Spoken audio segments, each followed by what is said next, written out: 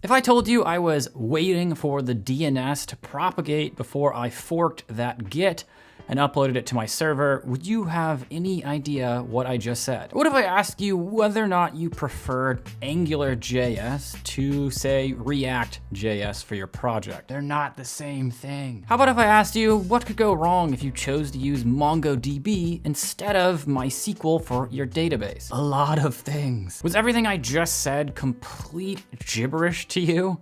Well then, welcome to my course. In this course, we're gonna learn all of the things you need to know to understand modern web and mobile technology.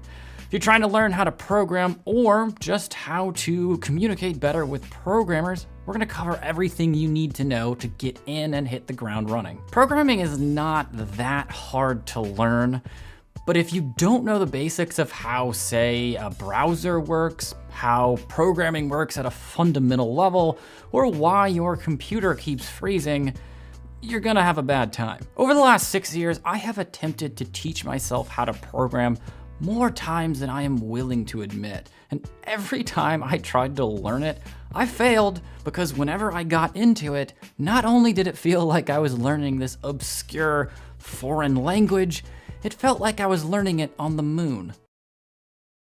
Today, I've built and managed teams that have built over 100 web and mobile applications.